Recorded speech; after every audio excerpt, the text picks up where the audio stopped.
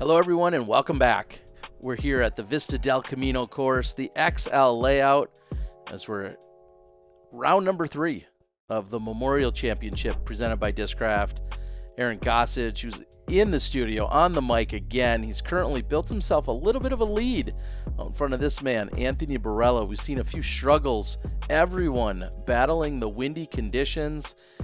Gannon Buhr keeping things together as he's trying to defend his title, and maybe, as you said at Goose, Isaac not having the best time out there. We'll see if he can turn things around. We still have 27 holes to play, and we're heading out to the farthest point on the course, hole number 10. It's a par 4, 650 feet. What's your strategy? So this is an interesting one. I love going forehand here. It sets up really nicely for that, but there's a couple things you have to keep in mind. So the first one is the forehand has to push a little bit straight. It can't just go right, can't just hyzer, otherwise it skips up the hill and goes OB over the hill. On this one, I decide to go nice and low with a little bit of turn. Stable disc, it does fight back into a really good spot. But if I do catch one of those trees off to the left, they're not far enough away from the basket for me not to be able to birdie, so I'm okay with that miss. You just can't throw OB right, and you can't throw it too low and just catch the ground like 50 feet in front of you. Those are the two mistakes I've made. And so you know what not to do, and yeah. That's I honestly I do feel like a lot of course strategy can start there. Here's what you absolutely can't do. You just said it perfectly.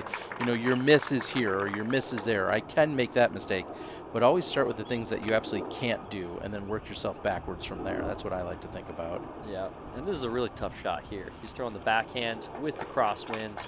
Not an ideal thing, but you know, pretty decent lie here. What? I know. All of no us way. were blown away when we saw this. And it wasn't bad. A little bit wide. You know, there was a little bit of like crosswind, so maybe like a misread of the wind just a touch, but great distance and looked pretty smooth to me. We don't see a lot of forehands out of one Robinson. Now Gannon. And this just, you know, the forehand, I know that's already your strategy, but setting up so well here because you can take some of that footwork out of play. You know, instead of him throwing down, you know, trying to work himself down that hillside, it's just so much easier with a 1 or 2 step run up with a forehand. Yeah, definitely. And with the crosswind, throwing some kind of anhyzer into that hillside, into the wind, is very tricky. And I stood here and I was trying to get the right angle on this for so long, and finally I was like, just hit the middle of the gap and see where you get to. Yeah. And did get up there for a putt, so I was happy with that shot. It was a little more pinched than I was expecting. Just a few trees. Here's Robinson, just off the top. I mean, he's not shy with the putts, but they're just not quite the right height. This is a tricky one for me. It's a little bit downhill and with the crosswind, and it's just tough for me to keep that nose like down, driven into the bottom of the cage. I think one of the things that makes that putt a little bit challenging for me is the funky footing, kind of being up that slope from it. Yeah. So it's just something I need to add to my notes as something I need to practice. This is a shot I've always really had trouble with, that kind of awkward footing with that crosswind. So getting some reps in practice, getting that a little bit more dialed for me would be something very valuable for the rest of the season. And that's what you're looking for. Nice close approach from Gannon. Taps in his birdie. And yeah, AB sitting, 5 feet from the bucket. So one of the easier par 4s on the course, and you're definitely not happy if you're taking a par on that one. Yeah, if you've got putting woes, just put it closer to the pin. So Yep. AB going with that route. Here we are in 11, officially headed back toward Tournament Central as we loop back around. And we go from you just said, one of the easier par 4s maybe. How do you feel about this one? This one is definitely tricky. Usually, I would say this is one of the harder holes on the course. Today, actually, though, since we do have this left to right tailwind, it plays pretty easy in my opinion. The wind kind of pushes your disc down so it doesn't go B left as much, and you get a little extra distance out of it. But Gannon says he just forgot to turn that disc. So he's going to go over by the sidewalk and out of bounds. Yeah. And this is, everyone would love to be able to throw this shot, but only if you can. Yep. Just a spike hyzer with the nuke right in the center of the fairway. This is more of what most players are throwing. A little bit lower, more driven with the stable disc. And I should have thrown this one a little higher because it got some serious ground play. Curled maybe 3 feet inbounds. So a little fortunate there. Holding your breath for a moment, as now we're seeing Robinson. Yeah, taking a similar line, but he does get a little higher. Stalls out a touch more, and yeah. Not nearly as much ground play Yeah, then. not getting the flare skip for sure.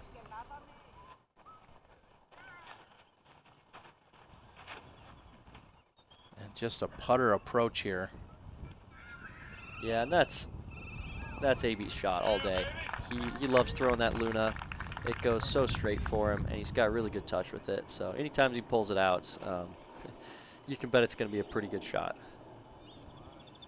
And I thought he just burned this one into the ground, but it does catch a little bit of hyzer, and that's all it takes to get the little scoot up to somewhere near the circle. It's still a touch short. Shot's a little pinched here for me because I have to go around the Mando tree. Threw it a touch wide, a touch short, and I was talking with AB afterwards, and I think I should have gone with my Zone OS now that I think about it, just for something that I know is going to dump left on me, and I can throw a little bit harder, commit to it a little bit more. Yeah, because if that goes too straight, you could actually go up and over the OB on that right side. So I could see you wanting to be a little safer and have a little more hyzer finish to it. Oh, there's a nice putt. He has to wait for it to fall in, because I think with his luck today, he's thinking, man, this could come back out at me, but he buries it. Yeah, for sure. That's what we kind of expect to see from Robinson, more often than not. And here you are at about 35, maybe 36 feet. And if you didn't love the stance on 10, this can't be much better. Yeah, this very similar, actually. Yeah. It's kind of that putting down at the basket with the side slope. And it just throws off like kind of how my weight shifts a little bit. So it's something I really do need to get used to, because that one came out all funky too. Like I said, the confidence is just a little tough with the weird winds we're having and everything as well. So definitely not my best putting stroke there. Well, now AB with an opportunity to try and get one back. We also see Buhr sitting at 25 under.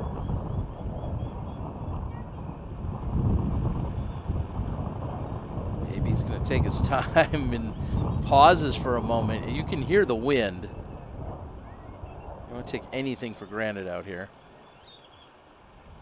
Yeah, keeps it nice and low, nose down. I like that putt with that crosswind.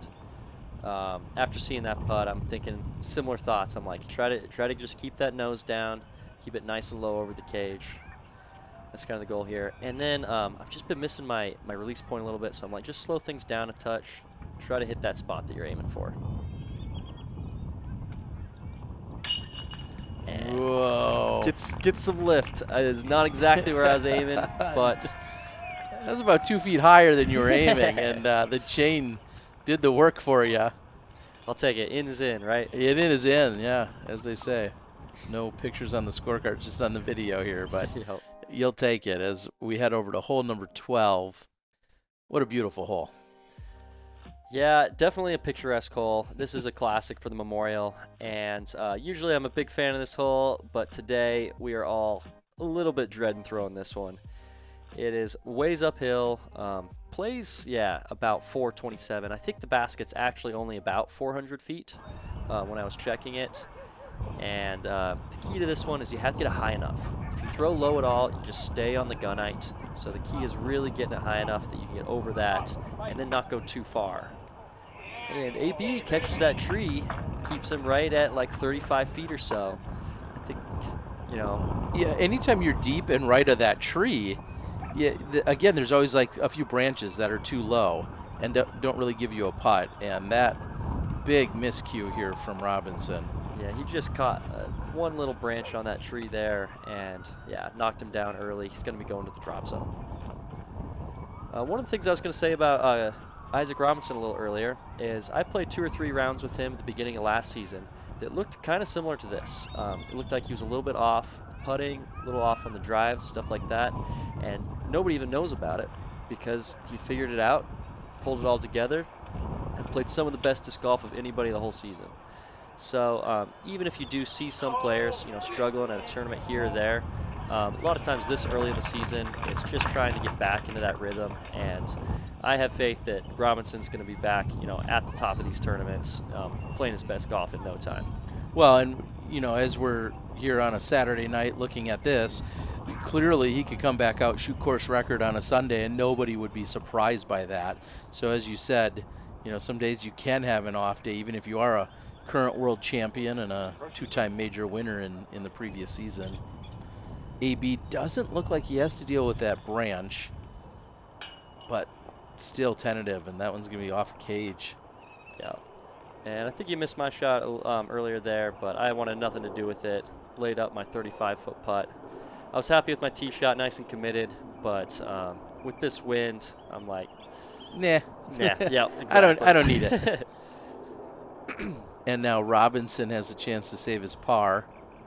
Yeah, when you go to the drop zone here, it's actually about 282, I want to say, and that's where we see the FPO division tee from when you're watching their coverage.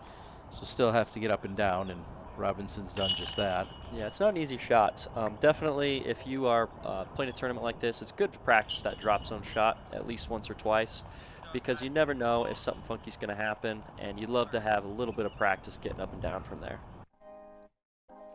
Big thanks to our friends over at Dietrich Creative Design, based right here out of Arizona, and they can help you out with any course design needs, something I know you want to get more involved with. And hole 13, again, I look at certain holes, and with my skill set, I think, man, this looks so unappealing and nearly impossible to birdie. What's your mind frame going into a hole like this? Yeah, this one played a little easier today because we had the tailwind, kind of like those other holes. But on the back, I don't know, Vista's broken up into like a front 6, a middle 6, and a back 6. This is definitely one of the harder holes on the back 6. And I'm happy leaving myself a little bit short, trying to just kind of play safe. And if it's close enough, maybe I'll run the putt. But if not, lay up, take an easy par. We saw AB's just barely slip out of bounds, it looked like. Yeah, it was a beautiful shot. Came up just a touch short, and then, yeah, just got the little bit of side action, rolled OB right. So kind of a tough break there, but at least it went out of bounds like near the basket, so he should have a pretty easy putt. And all the events I film out here, I don't often remember this stiff of a tailwind on this particular hole. So this is kind of unique to see, as you're going to put yourself inside the circle. And are you already thinking, what am I going to do? Do I have to see how close I am? Are you thinking about what's going to be left for you? Yeah, I was thinking about it a little bit. It did get a little bit of rollout, so I wasn't sure exactly how close I was.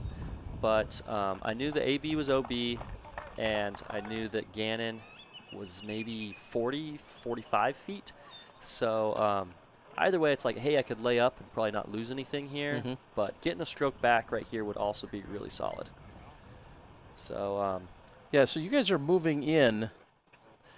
And what's kind of the conversation here? This is a funky one. There's a little bit of like dirt on the bottom of this hill here, and it's about 1 meter long. So we were debating whether AB can take it from the top or he has to take it from the bottom, because his meter in wouldn't get him up to the top. A lot of players would be like, oh, just give him the top, that's probably the good thing to do. But it's like, if his disc was sitting down there, like on the ground, then I would call it inbounds. Sure. So at the same time, I kind of have to do that. So I decided to go with this. I thought this was pretty easy. I took a stick. Turned out it was almost exactly 1 meter long. And I was like, you know what, let's just like see how close that is. And I was like, I think you got about 4 or 5 inches on top. You could just put your mini down, maybe do a straddle putt. The other issue we had was none of us saw the shot. So once we got up there, the disc had already been pulled out of the water and set right there. Ah, okay. So on the Pro Tour especially, all the spotters are told not to touch the disc until the players get to actually see it, because there's a chance it is sitting in a weird, precarious spot where it could be deemed inbounds or not. Sure. So it was a little bit weird, but I think we all decided that we'll just trust the spotter. He said it was about 2 feet out in the water, and just decided to grab it before we got up there. Yeah, and clearly we all know that all the volunteers and spotters are, just trying to be as helpful as possible, so you can understand, them wanting to. But that is a good pro tip for everyone at home, is as much as you want to help out, just leave it as it is so that the players can get their official assessment of wherever the disc came to rest. And you're pin high. I mean, you're not even putting at the water. You're basically even with the basket. I'm going to say it, that feels like a bonus birdie all day, right? Definitely. Yeah, just being on the right side of the basket to have the good tailwind putts. Everything about it, I was like, man, I'm getting away with one here a little bit. I don't know. I threw the shot exactly how I wanted to, so I guess it was a good shot. But, I mean, it definitely is a bonus birdie. And the rest of you will tap in. Any clues, as I'm going to look it up on the pdjlive.com, any clue how many birdies you think actually happened on that hole today? I'll bet there were more than you would think today, just because the tailwind makes it more possible for other players.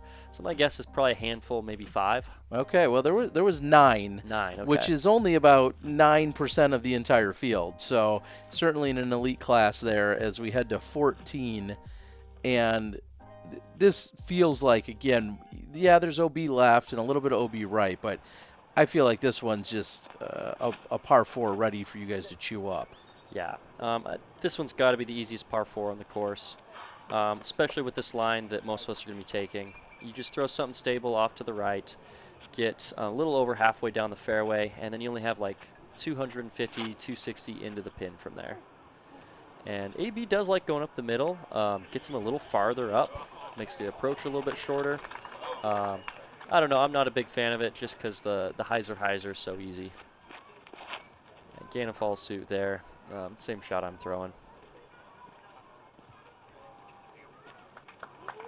I have seen AB get within circle 2 of this basket before, going up the middle with a nuke, but doesn't decide to go for that today. Yeah, of all the things I've seen, I don't think I've seen an eagle here, and man, I'm here for it. If somebody's going to make some magic happen 4th round, I mean, I'm not calling you out or anything, but I'm just saying I would love to see an eagle, from putting range, not necessarily a throw-in, but yeah, a putting range eagle would be pretty awesome here.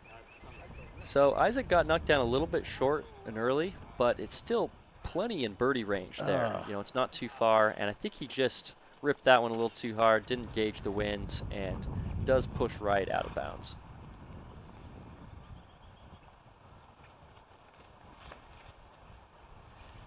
And I'm going with my Zone OS here, and I throw the speed and the angle I was looking for, but about, 5-10 feet too low, and I do get a fortunate skip all the way up into the circle.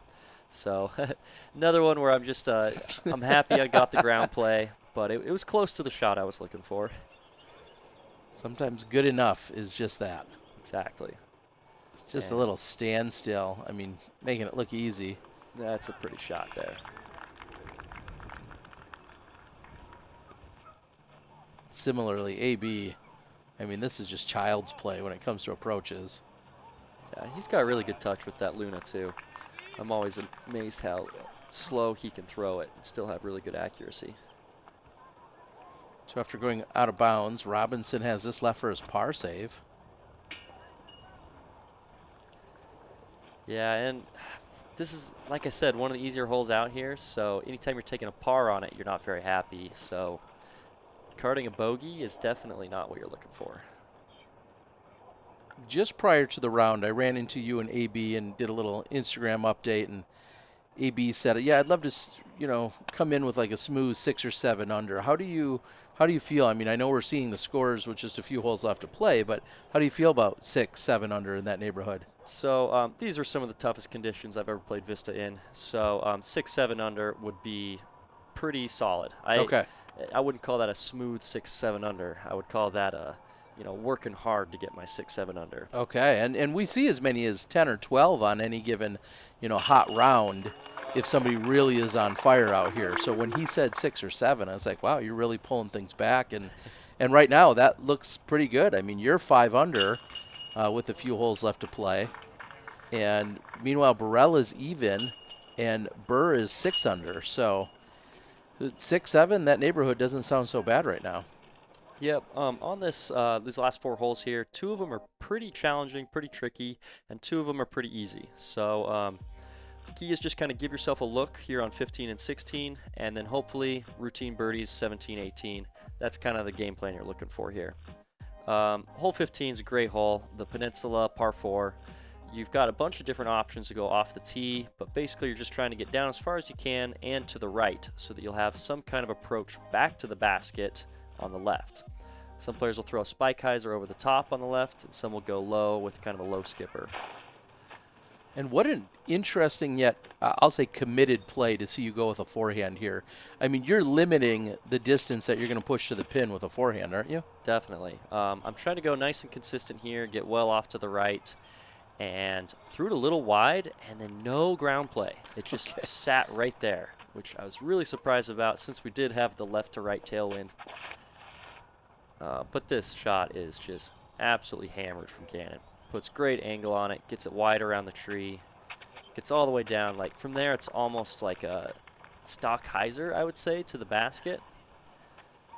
It's a little trickier shot. You'll see a lot of players that have big forehands go the forehand just because of how simple it is, you know, off the tee pad. Yeah, and as you said, it pushes you to the right, and that just opens up the options for how you want to attack on your second shot. So that does make sense when you have the big forehand. And when I said there's a lot of options, I didn't even think about this one until Isaac threw it. Since we had the crosswind, you can go this like straight backhand hyzer and puts them out in the center of the fairway. So haven't seen that one thrown much. I usually see rollers or the turnover. Players are throwing backhand. And then AB does opt for the big spike hyzer. And that is well thrown. Yeah, inside the circle. You have to be careful as that's coming out. If it comes down too flat, I feel like you can get a big skip and carry you into the OB sidewalk on the left. So he really was coming down with a really steep angle, and it checked up almost immediately. And this is not an easy place to be for you. Yeah, it was a little bit of a tight gap, and I had to almost saw it off to get it inside the trees I was aiming at. So little funky shot, pushed it a touch long, but I have a look, and that's pretty much all I'm looking for on this hole, especially being a little out of position off the tee. See some frustration there, maybe bewilderment coming from Robinson. Gannon, you said just put a move on this. Anybody would be happy with this spot all day long. Yeah, for sure. He opts for the standstill, I think, because of the footing he had. And both AB and I were a little confused by it because he did end up leaving it at like 35 feet short.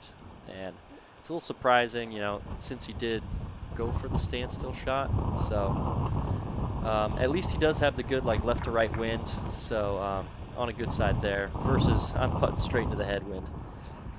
Yeah, and you are actually in circle 2, so you've got almost 40 feet.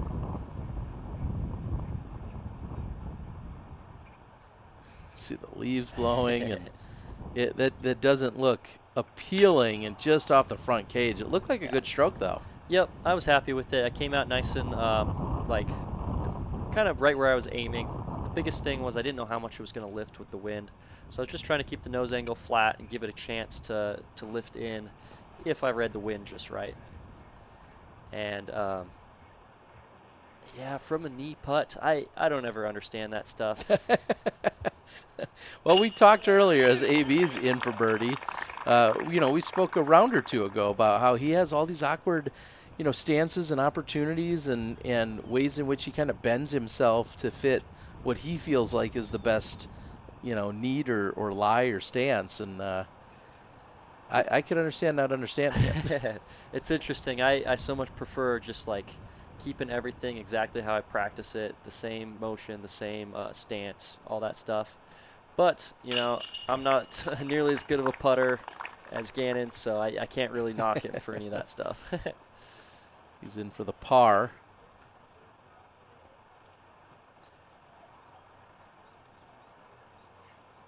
At this point, I've got a little bit of a lead over AB and Gannon, so I'm just trying to hold on to that at the end of the round here. So the fact that Gannon doesn't get up and down for birdie there is a little bit of a, I don't know, a gift to me. A little, yeah, especially considering how impressive that drive was.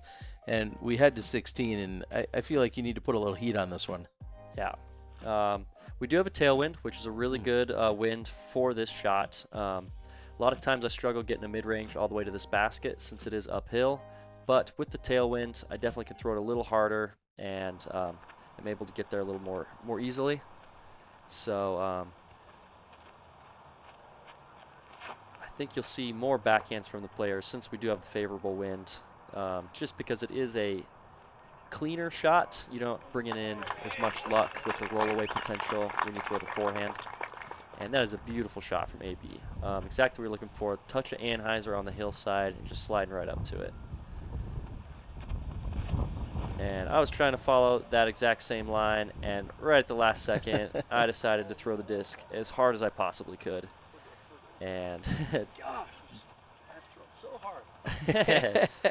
burned it over. Not my best play. Definitely would love to be a lot smoother with that shot. You didn't get punished, though. I mean, that easily could have caught edge and then ultimately, cut rolled out of bounds. So the fact that you're, just in that layup zone, maybe not the worst outcome. Yeah, definitely. And a lot of times, being 60 feet away can be better than being 40 feet away. Exactly, because it kind of forces you. It makes a decision for you, right? Exactly. Is that what you're saying? Yep. Yeah, otherwise you're sitting there thinking, well, I should run at this. This seems makeable. And next thing you know, you're getting punished by a shot. So Right. A blessing in disguise sometimes, I agree. I'd love to be where Gannon and AB are, though. Certainly. But from here, you're not even thinking about chains. You're just thinking, hey, nestle this one up next to the pole. Yeah, my goal here is I just need it to land flat. My whole goal is to just throw a nice floaty shot that doesn't get too quick on me. So definitely taking my time to do that layup because it's not the easiest one in the world, I would say. Wait, I hear the ice cream truck? Yep. Oh, I mean, if that's not a #1 distraction, I don't know what is. The things you hear out at Vista, man. Yes. From rollerblading to on your left. Or sit down, sit. Yeah. Ouch. And like we were talking, man, sometimes it's tough to be in that range where you got to run the putt because bad things can happen. So obviously he's gone out of bounds, and you guys are then saying, hey, you can either go to where you were last inbounds, or you can putt from where you previously were, and you guys are just confirming where his lie was. Is that it? That's correct. So a common misconception is if you pick up your mini, a lot of people think that you can't re-putt, rethrow from that spot, but you actually can. Your card has to determine where your lie was, and I had a pretty good eye on it, so I was trying to tell him where it was. So once we relocate that, he's allowed to re-putt from that previous lie. And then he made the putt, with such conviction. It was maybe a little frustration, but nonetheless, he's in. And AB, beautiful drive. Definitely. All right, so the question for the world is, what's your go-to when it comes to the ice cream truck? But I got to ask you as well, what's the go-to? If that ice cream truck, if you got it to stop, what are you getting out of it? The go-to's probably a drumstick for me. Drumstick, all right. I'm a big fan of ice cream, Okay. some peanuts on top, so. All right, folks. So put that in the comments. You can also check out our friends at Six Sided Disc. They have a podcast along with a ton of different series going on, and they post every single week on their YouTube channel. Got an active Discord, everything else. Check out Six Sided Disc on YouTube as we head to the island of hole number 17. Yeah, this is one of the easiest holes that we play in general, and today it's a little trickier with the wind, I would say, but I love that they added this island green to it. I think that it really rewards good shots, because a lot of times you'll throw something that lands in the circle there, and it gets stopped by the wall. And if you roll away, things like that, a lot of times those will get stopped, but if you don't make it in the island to begin with, then you just stay OB. So I think it's a really good change to this hole and adds definitely a lot more pressure than in years past. Definitely the biggest must get on the course. I think this has to be the easiest hole. Well, I'll take a look. Once they added the OB, like you said, I think that factors in. But when it was all said and done, today it only played as the 7th easiest, which is shocking. Because you're right, it normally plays as the top 2 or 3 easiest holes out there. But today, the 7th easiest. In fact, it averaged over par, which is really mind-blowing to me. Yeah, that's pretty crazy. Well, we wouldn't be able to tell by the drives on this group. Yep. And AB and Gannon both got a stroke on me in the last hole, so I'm thinking to myself, I gotta get these last 2, keep that lead out in front of these guys. So Really happy with my shot there. Put it about 15 feet, and that is a great putt from AB. Downhill into a headwind from about 30 feet. So definitely pulling things together here at the end of the round. Yeah, you came into it with a 1-stroke advantage over Barela. Currently it's 3. You're right there trying to get it to 4, but still a really close battle. And just with the windy conditions, no one's making a real significant push from the chase card right now. And so, we kind of are talking about it's likely we're going to see a winner come here out of the top card, regardless of any heroic efforts that may or may not arrive on Championship Sunday. And that's got to feel good. You just really have to worry about the guys you're playing alongside. Yeah, that's nice. A lot of times on the tour, we don't get the separation.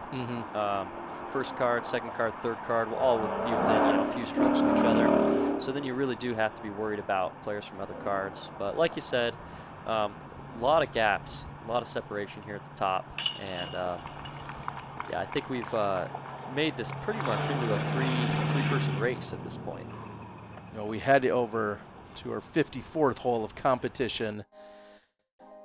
Make sure you guys, what do I got to do to bring you to Samui over to Thailand? I mean, it's only an 11-hole course, but I think you'd have a good time. Oh, I would love to go. All right, next off season. Yep. Hole 18 has been changed up, and we see in a slightly different configuration than years past. And excited to see what you guys can do with it. It comes in at 330 feet. And, you're still throwing over water, but it's coming from a different angle. Yeah, it's a little bit different, and it makes the spike hyzer much easier. You'll be seeing most players probably throw that shot because you just throw it right over that tree and then hopefully get it to land near the basket. But definitely thrown straight into a headwind, so it's tricky to get the actual, the swing just right for the shot. And then the other thing that I didn't actually realize going into the tournament is all OB goes to the drop zone.